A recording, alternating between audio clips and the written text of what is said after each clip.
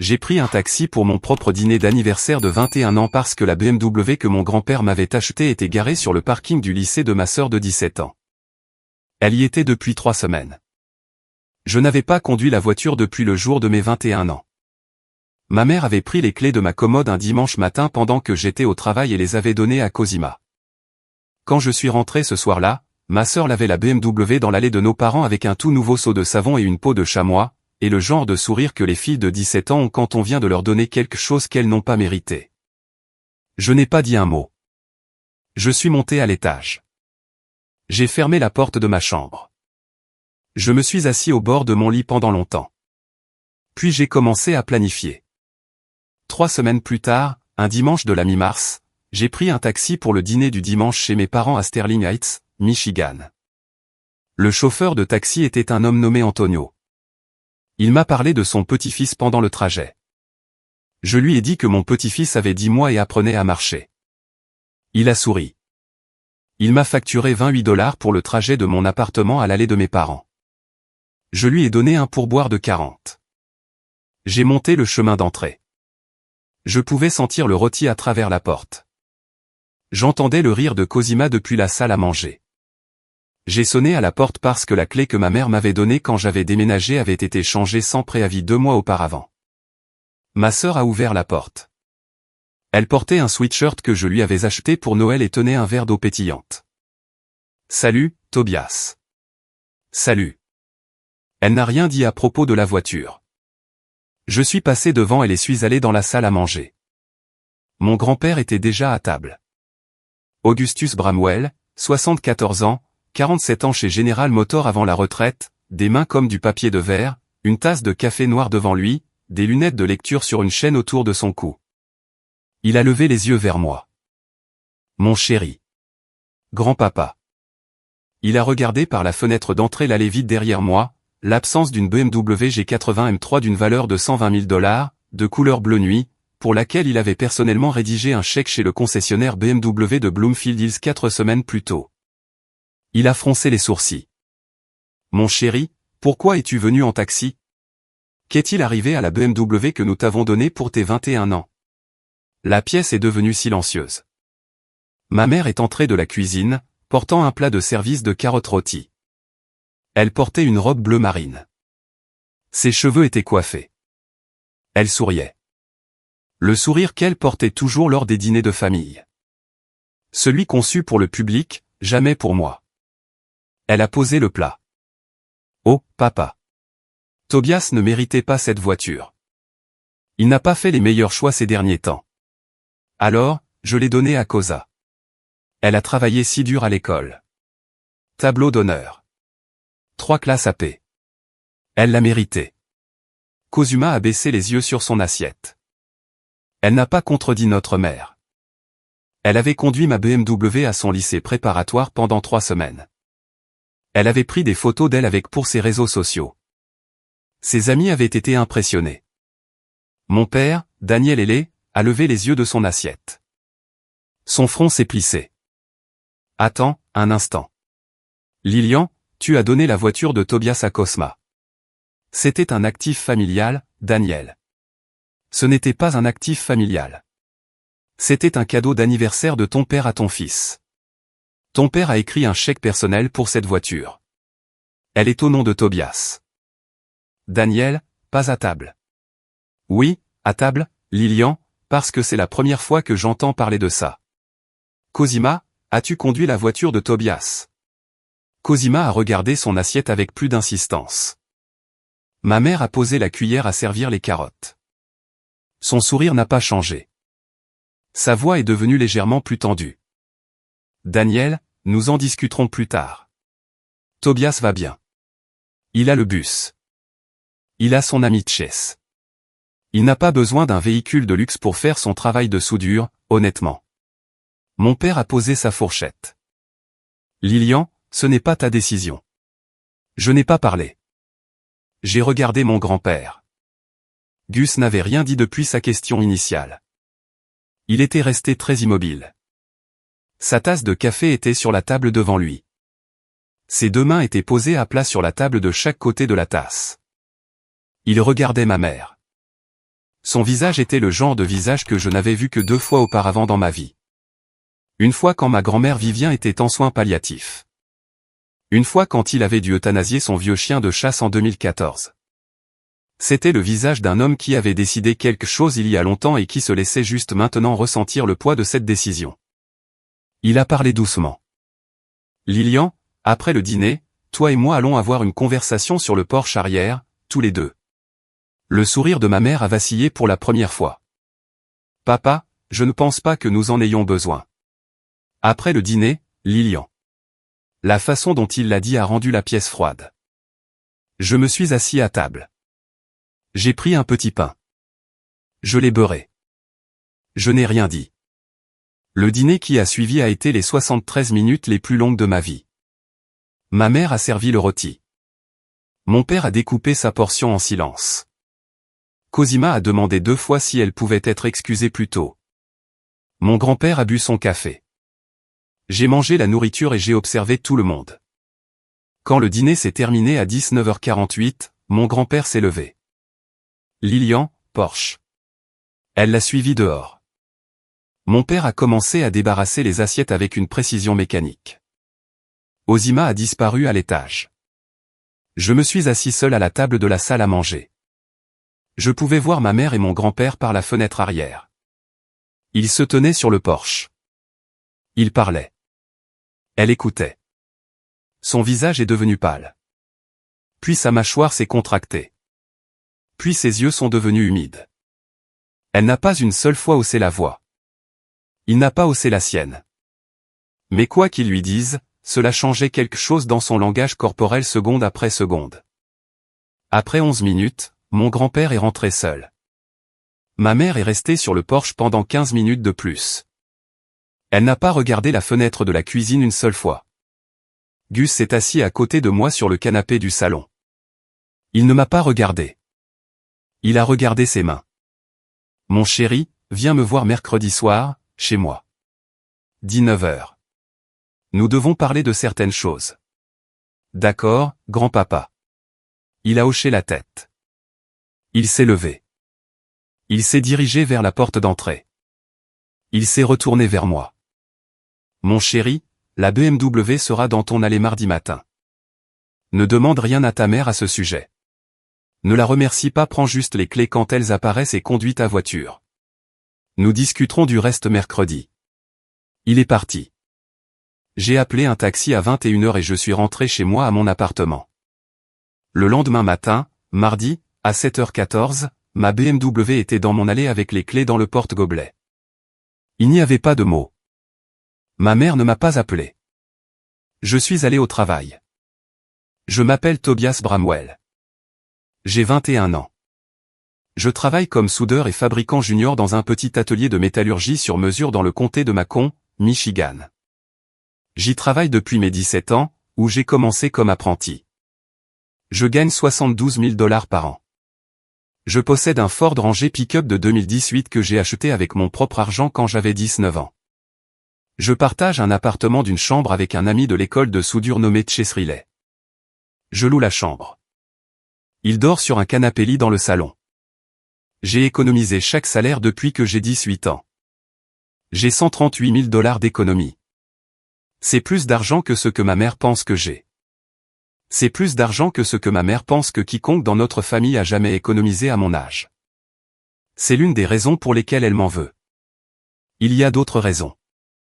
Je ne connaissais pas encore la plus importante. Je vais vous parler de ma famille. Ma mère est Lilian Bramwell Ailey. Elle a 47 ans. Elle travaille comme gérante de bureau dans un cabinet de chirurgie orthopédique à Bloomfield Hills. Elle gagne 78 000 $ par an. Notre famille vit à un niveau financier plus proche de 170 000 $ par an, ce qui m'a toujours frappé comme un problème mathématique intéressant. Mon père est Daniel Ailey. Il a 49 ans. Il travaille comme technicien de service senior dans une entreprise de CVC à Royal Oak. Il gagne 94 000 $ par an. Il y travaille depuis 22 ans. C'est le principal soutien de famille. Il est simple. Il est gentil. Il n'a jamais, en 21 ans, haussé la voix contre moi. Ma sœur est Cosma. Elle a 17 ans. Elle est junior dans une école préparatoire privée appelée Cranbrook. Ses frais de scolarité sont de 42 000 $ par an. Ma mère les paie via un compte d'éducation spéciale. Quand j'avais 17 ans, je suis allé au lycée public. Mon grand-père est Gus. Il a élevé ma mère comme enfant unique. Ma grand-mère Vivien est décédée d'un cancer du pancréas en 2019 quand j'avais 15 ans. Gus vit seul dans le ranch en briques à Warren, Michigan, depuis. Je suis né le 12 mars 2004. La plupart des choses que je vais vous raconter, je ne les ai sues que la semaine dernière. Quand j'avais 16 ans, je suis allé postuler pour un emploi à temps partiel dans une quincaillerie. Ils ont effectué une vérification de crédit dans le cadre du processus. La demande a été refusée. J'avais un score de crédit de 487. Je n'avais pas de carte de crédit. Je n'avais pas de prêt. Je n'avais jamais fait de demande de crédit de ma vie. Je suis rentré chez moi et j'ai essayé de me connecter à un service de surveillance de crédit pour voir ce qui se passait. Il y avait 3 cartes de crédit à mon nom. Une carte Capital One ouverte en 2014 quand j'avais 10 ans. Pleinement utilisée, passée en recouvrement pour 4 200 $. Une carte Discover ouverte en 2016 quand j'avais 12 ans. Solde actif de 11 800 $. Paiements effectués sporadiquement. Une carte Bank of America ouverte en 2018 quand j'avais 14 ans. Solde actif de 7 400 $. 60 jours de retard. Je suis resté dans ma chambre pendant longtemps. Je ne savais pas quoi faire. J'ai envisagé d'en parler à mes parents. J'ai envisagé d'aller à la police. J'ai envisagé d'en parler à un conseiller scolaire. Puis j'ai pensé à ma mère, à son visage, à son tempérament, à sa capacité à retourner toute accusation contre l'accusateur. Et j'ai décidé de ne rien faire pendant un certain temps. J'ai discrètement ouvert une carte de crédit sécurisée avec une limite de 100 $. J'ai commencé à construire mon propre crédit légitime. J'ai surveillé les comptes frauduleux à mesure qu'ils apparaissaient au cours des 5 années suivantes. Au moment où j'ai eu 21 ans, 6 cartes de crédit avaient été ouvertes à mon nom, 2 prêts personnels et un contrat de location de Cadillac Escalade. J'ai gardé des traces de tout cela. J'avais un dossier dans mon placard à l'appartement. J'avais 3 ans de vol d'identité documenté contre moi par une partie inconnue. Mais j'avais de fortes suspicions quant à l'identité de cette partie. Je n'avais juste pas de preuves jusqu'à mercredi soir, le 19 mars 2025. Le sous-sol de mon grand-père. Sa maison à Warren est la même maison que lui et ma grand-mère ont achetée en 1974. Ranch en briques, un seul étage, garage détaché, un atelier au sous-sol qu'il utilise depuis les années 1970. J'étais allé dans ce sous-sol peut-être 50 fois dans ma vie. Il y avait un classeur en acier dans le coin que j'avais remarqué depuis mon enfance. Je n'avais jamais été autorisé à l'ouvrir. Il m'a fait descendre les escaliers. Il a allumé les lumières du plafond. L'odeur du sous-sol était la même que dans mes souvenirs. Sûre de bois, huile de moteur, vieux papier et une légère odeur de son tabac à pipe des années avant que ma grand-mère ne lui fasse arrêter. Il a désigné une chaise pliante près de l'établi.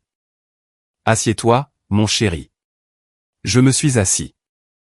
Il est allé au classeur en acier. Il a ouvert le tiroir du haut. C'était plein. Des dossiers, des onglets, des centaines de pages. Il a sorti 3 dossiers. Il les a apportés à l'établi. Il s'est assis sur un tabouret en face de moi. Il n'a rien dit pendant un instant. Puis il a versé du café pour nous deux d'un thermos.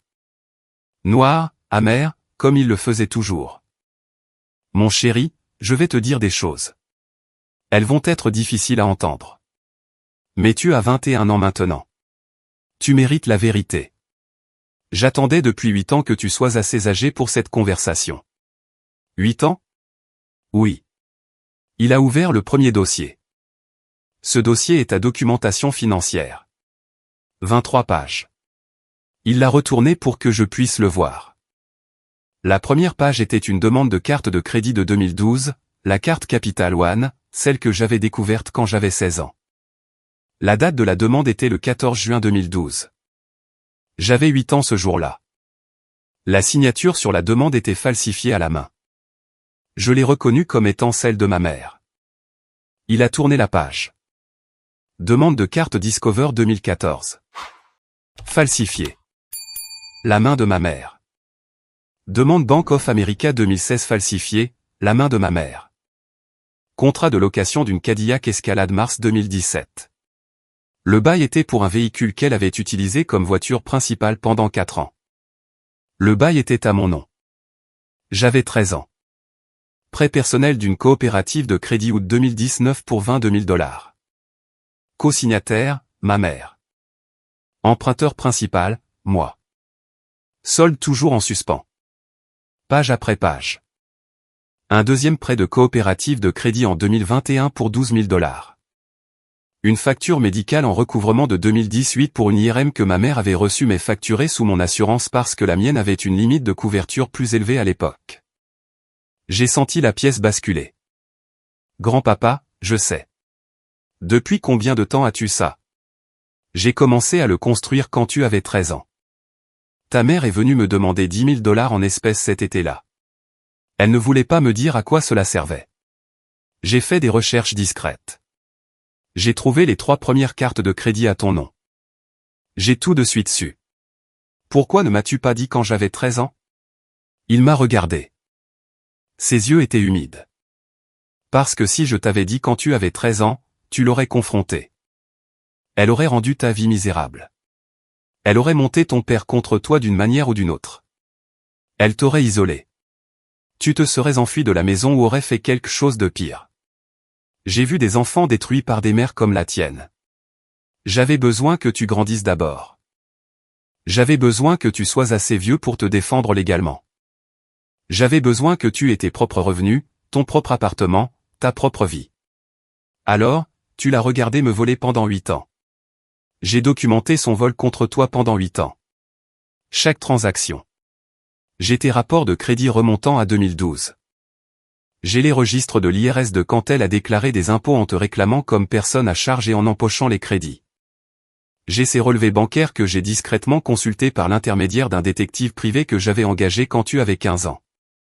J'ai tout, Tobias. Je t'attendais. Je suis resté assis là. J'ai bu du café. J'ai regardé mes mains. Dommage total, environ 143 000 $ de dettes frauduleuses à ton nom, plus 80 000 $ supplémentaires de crédit d'impôt et d'avantages qu'elle a réclamés pour elle-même en utilisant ton identité. Un total de 223 000 $ volés à toi sur 13 ans.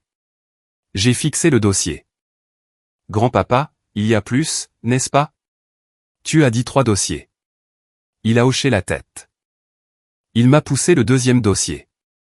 Le deuxième dossier était plus ancien, jauni sur les bords. L'écriture sur l'onglet était celle de ma grand-mère Vivien. Elle l'avait étiqueté avant sa mort. L'étiquette disait, pour Tobias quand il sera assez grand. Je l'ai ouvert. La première page était une photographie, en noir et blanc, prise de loin. Elle montrait ma mère, plus jeune, peut-être 25 ans, debout sur un parking à côté d'un homme que je n'avais jamais vu.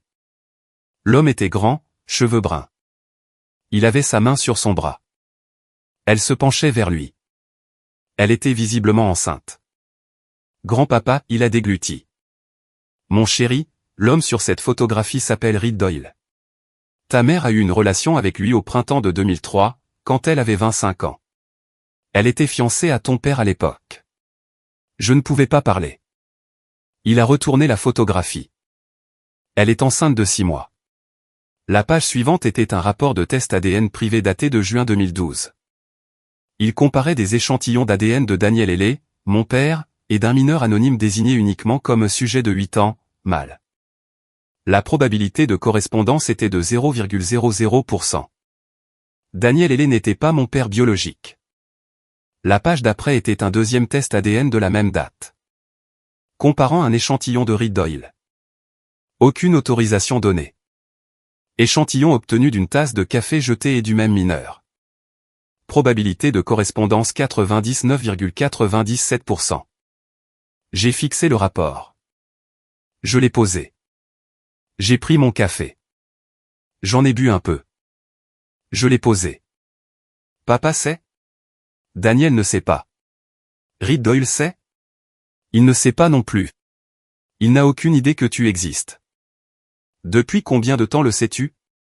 11 ans. Comment? Ta mère s'est inquiétée quand tu avais 8 ans. Tu commençais à ressembler de plus en plus à Reed et de moins en moins à Daniel. Elle a payé pour un test ADN privé en 2012. Elle n'a rien dit à personne. Ni à Daniel, ni à moi.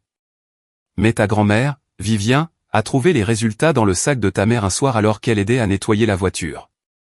Vivien et moi avons confronté Lilian en privé. Lilian a tout admis. Elle nous a supplié de ne pas le dire à Daniel. Elle était terrifiée de le perdre. Elle était terrifiée par le divorce, l'embarras social, les complications légales. Nous avons convenu de ne pas le dire à Daniel. Nous n'avons pas convenu de pardonner ce qu'elle avait fait. Et nous avons convenu. Si cela se savait un jour, nous te protégerions, pas elle. Tu aurais dû le dire à papa. Je lui ai promis que je le ferais, à moins que cela ne devienne impossible. Et la BMW le mois dernier. La BMW a rendu cela impossible. Je suis resté avec ça. Pourquoi? Parce que ce que ta mère a fait avec cette voiture est le microcosme parfait de ce qu'elle t'a fait toute ta vie. Elle prend ce qui est à toi et le donne à ta sœur. Et elle le fait devant nous tous ouvertement, avec ce sourire, osant quiconque la défier. Je l'ai regardé à ce dîner. J'ai regardé la façon dont Cosma baissait les yeux sur son assiette. J'ai regardé le visage de Daniel. Je t'ai regardé. Et j'ai réalisé que si je n'agissais pas, ta mère allait te prendre tout, petit à petit, pour le reste de ta vie. La voiture n'était que la dernière étape. Il y aurait eu d'autres étapes, des étapes pires. Je suis resté silencieux pendant un long moment. Grand-papa. Oui. Qu'est-ce que tu proposes? Il m'a poussé le 3e dossier. L'étiquette disait « Plan ». J'ai passé les 6 derniers mois en consultation avec un avocat nommé Booker Folney. Il est spécialisé dans les cas de fraude financière. Nous avons préparé un plan de 6 mois. Il commence cette semaine. Il se termine début septembre. Cela exigera que tu continues à faire ce que tu as fait, à ne rien dire, à te comporter normalement, à laisser ta mère croire qu'elle a gagné pendant 6 mois de plus. Et puis nous mettons fin à tout cela. Lors d'un dîner du dimanche, nous récupérons ce qui a été volé. Nous exposerons ce qu'elle a fait. Nous dirons la vérité à Daniel. Et nous trouverons Reed Doyle si tu veux le connaître. J'ai regardé les dossiers. J'ai regardé mon grand-père. Il portait cela depuis plus d'une décennie. Grand-papa, oui. Pourquoi maintenant? Pourquoi cette semaine? Pourquoi ne m'as-tu pas dit l'année dernière ou il y a 2 ans? Il m'a regardé directement. Parce que l'année dernière, tu n'avais pas tes propres économies. Tu n'avais pas ton propre crédit. Tu n'avais pas ton propre appartement. Tu n'avais pas la force de t'éloigner de ta mère si elle se vengeait en te coupant de la famille. L'année dernière, elle aurait pu te blesser d'une manière que tu n'aurais pas pu supporter. Cette année, tu peux survivre à tout ce qu'elle te lancera. Cette année, tu as ta propre vie. C'est ce que j'attendais. 8 ans. 8 ans. J'ai bu le reste de mon café. J'ai fermé les dossiers. Grand-papa, oui, je suis partant. Il a hoché la tête lentement. Alors nous commençons. Le plan comportait 5 étapes. Première étape, Booker Folney a déposé une plainte pour vol d'identité auprès de la Federal Trade Commission et de l'IRS début avril 2025. Il a simultanément déposé un rapport de police auprès de la division des crimes financiers du bureau du shérif du comté de Macon. Deuxième étape, Booker a renvoyé l'affaire au détective Naomi Goldenberg, une enquêtrice des crimes financiers de 44 ans qui travaillait sur des affaires de fraude en col blanc depuis 15 ans. Elle a ouvert une enquête active fin avril. Elle n'a pas contacté ma mère. Elle a discrètement assigné des dossiers financiers. Troisième étape. Le comptable judiciaire Russell Arnett a effectué un audit complet. En juin, il avait un rapport de 312 pages documentant chaque transaction frauduleuse que ma mère avait exécutée en mon nom, plus la fraude supplémentaire contre l'IRS et contre mon assureur. Quatrième étape. Booker a discrètement contacté Reed Doyle fin juillet par l'intermédiaire d'une connaissance mutuelle, un chef de projet avec qui Reed avait déjà travaillé. Reed a accepté une rencontre. Il a appris en 1 heure qu'il avait un fils biologique de 21 ans qui avait été élevé par un autre homme. Reed est resté assis à la réunion en larmes pendant 45 minutes. Il a demandé s'il pouvait me rencontrer. Il a posé une question encore et encore. Est-ce qu'il va bien? Est-ce qu'il est en sécurité? Booker l'a assuré que j'allais bien. Ils ont fixé une rencontre entre Reed et moi pour fin août. 5e étape. Daniel, mon père, l'homme qui m'avait élevé, l'homme dont je portais le nom depuis 21 ans, devait être informé avant que tout ne devienne public. Ce fut la réunion la plus difficile. Elle a eu lieu à la mi-août au bureau de Booker avec mon grand-père et une conseillère nommée Dr Charlotte Brower présent. Je n'étais pas à cette réunion. J'ai demandé à mon grand-père de ne pas me laisser y assister. Je ne voulais pas voir le visage de mon père quand sa vie s'est brisée. Mon grand-père m'a appelé après. Mon chéri. Il l'a pris aussi bien que n'importe qui aurait pu le faire. Il était en colère. Il était dévasté. Mais pas contre toi. Jamais contre toi. Il a pleuré pendant presque 1 heure. Puis il a dit une chose. Qu'est-ce qu'il a dit, grand-papa? Il a dit, Tobias est mon fils. Je me fiche de ce que dit l'ADN. Il est mon fils depuis 21 ans. Il est mon fils pour le reste de sa vie. Je me suis assis dans mon appartement et j'ai pleuré pour la première fois depuis mon enfance. Pendant 6 mois, j'ai vécu ma vie. J'ai soudé à l'atelier. J'ai vécu dans mon appartement avec Chess. J'ai conduit la BMW. J'ai dîné le dimanche chez mes parents toutes les 2 semaines. J'ai été civil avec ma mère. J'ai été chaleureux avec ma sœur. Je n'ai rien laissé transparaître. Ma mère croyait qu'elle avait gagné. Le dîner du dimanche qui a tout mis fin était prévu pour le 7 septembre 2025. Le 7 septembre 2025, 15 h. La maison de mes parents à Sterling Heights. Ma mère avait préparé du poulet rôti, des pommes de terre 2 fois cuites, des haricots verts amandine, le genre de dîner qu'elle préparait quand elle voulait jouer la domesticité. Je suis arrivé à 14h55 en taxi. Ma mère a froncé les sourcils quand elle m'a vu à la porte sans ma BMW. Tobias, pourquoi es-tu venu en taxi encore une fois? Ma voiture est au garage, maman. Entretien de routine. Oh, eh bien, entre. Je suis entré. Mon grand-père était déjà dans le salon. Il portait sa bonne chemise, la chemise boutonnée bleue qu'il portait pour les enterrements à l'église. Booker Folney était assis à côté de lui. Avocat de 60 ans, costume gris, mallette en cuir à ses pieds. Ma mère s'est arrêtée dans le couloir d'entrée quand elle a vu Booker. Papa, pourquoi ton avocat est-il à notre dîner de famille? Il est ici pour des questions légales, Lilian. Nous pourrons en discuter après avoir mangé. Des questions légales à propos de quoi? Après le dîner, Lilian. Elle l'a regardé longuement. Elle a forcé un sourire. Eh bien, Booker, puis-je vous offrir un verre? Non, madame. Merci. Le dîner qui a suivi a été les 70 minutes les plus surréalistes de ma vie. Mon père, Daniel, était assis en face de moi. Il connaissait la vérité depuis 3 semaines. Il me regardait avec une expression que je n'avais jamais vue auparavant, une sorte d'amour tranquille, féroce, le genre qui n'a pas besoin d'être exprimé parce qu'il a déjà été décidé. Il n'était pas en colère. Il était patient. Il attendait ce qui allait arriver. Cosima était au bout de la table, sur son téléphone. Elle s'ennuyait. Elle ne savait encore rien. Mon grand-père buvait de l'eau. Booker mangeait de petites portions et tenait une conversation polie sur la météo. Ma mère parlait. Elle parlait des candidatures universitaires de Cosma. Elle parlait d'un voyage qu'elle prévoyait pour l'été prochain en Italie. Elle parlait de son travail et du cabinet de chirurgie et d'un nouveau médecin qu'ils avaient embauché. J'ai écouté. J'ai attendu. Quand elle s'est finalement arrêtée pour boire une gorgée de vin, j'ai posé ma fourchette. Maman. Oui, chérie. Je veux te demander quelque chose. Bien sûr. Qu'est-ce que c'est?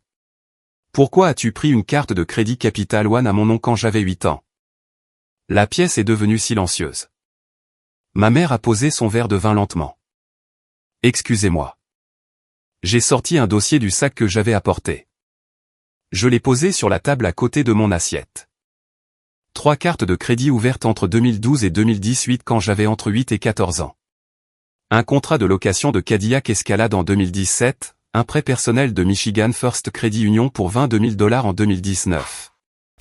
Un deuxième prêt personnel en 2021 pour $12 000.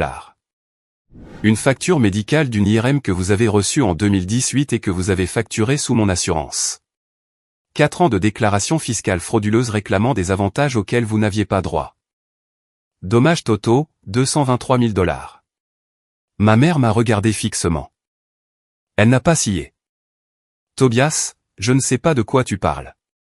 Quoi que ce soit, maman, l'enquête fédérale est active depuis 5 mois. L'unité des crimes financiers du comté de Macon audite votre dossier depuis avril. Le rapport du comptable judiciaire fait 312 pages. Le détective Naomi Goldenberg va vous appeler demain matin à 9 h. Le verre de vin dans sa main a commencé à trembler. Cosma a posé son téléphone. Maman. Cosma, c'est entre adultes. Mon père, Daniel, a levé les yeux. Lilian, dis la vérité à notre fille. Dis-lui ce que tu as fait à son frère. Ma mère s'est tournée vers mon père. Elle avait compté sur lui pour la défendre, même maintenant. Daniel, mon chéri, c'est. Je ne sais pas d'où cela vient. Il a pleuré. Il a dit qu'il avait soupçonné que quelque chose n'allait pas pendant des années, mais il n'avait jamais pu mettre un nom dessus. Alors, je lui ai donné le nom. Je lui ai donné le test ADN. Je lui ai tout donné. Ma mère a commencé à trembler. Elle a regardé mon père. Elle m'a regardé. Elle a regardé son père. Elle n'avait rien. Pour la première fois en 21 ans, elle n'avait rien. Tobias. Maman, non. Tobias, je t'aime. Je t'ai toujours aimé. Maman, tu as pris des cartes de crédit à mon nom quand j'avais 8 ans. Tu as pris ma voiture. Tu m'as envoyé à l'école publique pendant que tu envoyais Cosma à l'école privée en utilisant mon numéro de sécurité sociale pour réclamer des crédits d'impôt pour l'éducation que je n'ai jamais reçu. Tu as fait tout ça en disant à tout le monde à quel point j'étais un fils difficile. Tu as passé 21 ans à me punir d'être en vie. Et la raison, la vraie raison biologique, est dans un dossier que mon grand-père a depuis 11 ans. Je me suis levé. Booker s'est levé aussi. Il a fait le tour de la table jusqu'à ma mère. Il a posé une épaisse enveloppe devant elle. Madame Bramwell-Helley, vous avez été signifiée. Il y a 4 actions en justice. Une affaire fédérale de vol d'identité, une action civile pour des dommages-intérêts totalisant $223 000 plus des dommages-intérêts punitifs, une demande de divorce déposée par votre mari, Daniel Helley, ce matin. Et une ordonnance restrictive limitant votre contact avec votre fils, Tobias Bramwell, en attendant la résolution de l'affaire pénale. Ma mère a fixé l'enveloppe. Elle ne l'a pas ouverte. Cosuma pleurait maintenant. Elle avait suffisamment compris pour savoir que son monde s'effondrait. Ma mère s'est tournée vers sa fille. Goa, Cosma. Ma chérie, c'est juste un malentendu. Goa a regardé sa mère. Elle m'a regardé. Elle a regardé son père. Pour la première fois en 17 ans, ma sœur a vu sa famille clairement. Maman, tu as vraiment fait ça? Cosma, ma chérie, il y a 2 côtés à chaque. Maman. As-tu volé Tobias? Oui ou non? Ma mère n'a pas répondu. C'était la réponse. J'ai pris mon dossier. Je suis sorti de la salle à manger. Mon grand-père a suivi. Booker a suivi. Mon père est resté. Il est allé vers ma sœur. Je l'ai entendu dire alors que j'atteignais la porte d'entrée, « Kwama, viens ici. Nous devons parler. » Kuma a couru vers lui. Il l'a tenu. J'ai fermé la porte d'entrée derrière moi. Je me suis tenu sur le porche d'entrée dans la lumière du soir de septembre. Mon grand-père s'est tenu à côté de moi. Il n'a rien dit. Au bout d'un moment, il a posé sa main sur mon épaule. « Mon chéri, tu vas bien? » J'y ai réfléchi. Tranquille. Il a hoché la tête. C'est à peu près ça. La procédure judiciaire a duré 9 mois. Ma mère a été accusée de 11 chefs de vol d'identité, 3 chefs de fraude bancaire, 1 chef de fraude postale, 2 chefs de fraude fiscale et 1 chef de fraude à l'assurance. Elle a plaidé coupable en février 2026. 3 ans de prison d'État, 4 ans de probation et une interdiction permanente de tout emploi dans la finance ou l'administration de la santé. L'affaire civile a été résolue en mars 2026. J'ai récupéré l'intégralité des 223 000 $ plus 90 000 $ de dommages-intérêts punitifs. Les actifs de ma mère, ce qu'il en restait après le divorce, ont été liquidés pour payer cela. Elle est sortie du règlement avec environ 4 000 $ à son nom. Le divorce a été finalisé en février 2026. Mon père a eu la maison. Ma mère a eu l'appartement dans un immeuble de l'autre côté de Sterling Heights. Le règlement a reflété sa fraude financière et lui a été très défavorable. Mon crédit a été restauré par étapes au cours de l'année suivante, car Booker m'a guidé à travers le processus de contestation formelle pour chaque compte frauduleux. À l'été 2026, mon score FICO était de 781. Nous sommes maintenant au printemps 2026. J'ai 22 ans. Je travaille toujours à l'atelier de métallurgie. J'ai été promu chef de fabrication. Je gagne maintenant 86 000 $ par an. J'économise pour acheter une maison. Je conduis toujours la BMW.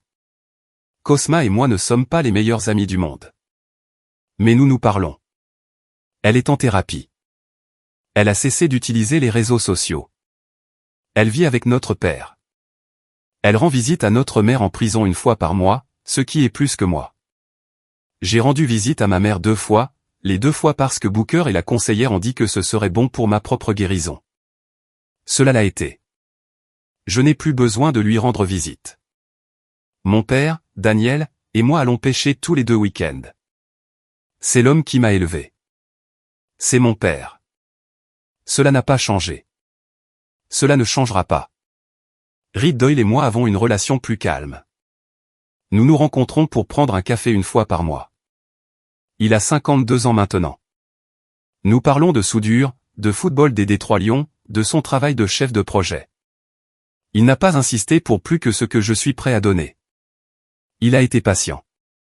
Nous sommes en train de découvrir lentement le genre de relation que nous allons avoir.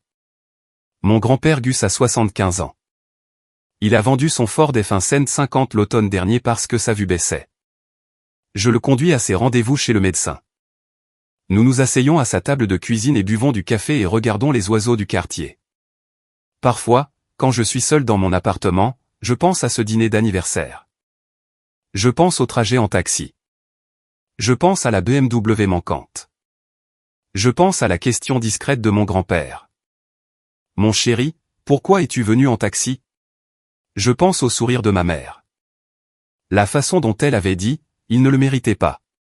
Elle se disait que je ne méritais rien depuis l'âge de 8 ans. Elle se le disait depuis 21 ans, car l'alternative aurait été de confesser ce qu'elle avait réellement fait. Elle ne m'avait pas seulement pris une voiture. Elle m'avait pris un nom, un père, une enfance, 223 000 $, et elle avait fait tout cela en souriant lors des dîners de famille. Alors, laissez-moi vous demander quelque chose. Si vous découvriez que le parent qui vous a le plus maltraité toute votre vie cachait quelque chose d'encore plus grand, les confronteriez-vous immédiatement ou attendriez-vous 6 mois, construiriez-vous le dossier et y mettriez-vous fin proprement devant les personnes qui devaient le voir? Certaines batailles se gagnent en parlant. Certaines batailles se gagnent en ne disant rien du tout jusqu'à ce que le moment soit propice. Si vous avez déjà été l'enfant défavorisé, si vous avez déjà senti votre parent vous regarder comme si vous étiez un problème plutôt qu'une personne, laissez un mot dans les commentaires ci-dessous. Justin. Dites-moi ce qu'ils vous ont fait ressentir. Je lis chaque commentaire. Si cette histoire vous a ému, cliquez sur le bouton j'aime. Partagez-la avec quelqu'un qui porte un poids que personne dans sa famille n'a jamais demandé. Abonnez-vous.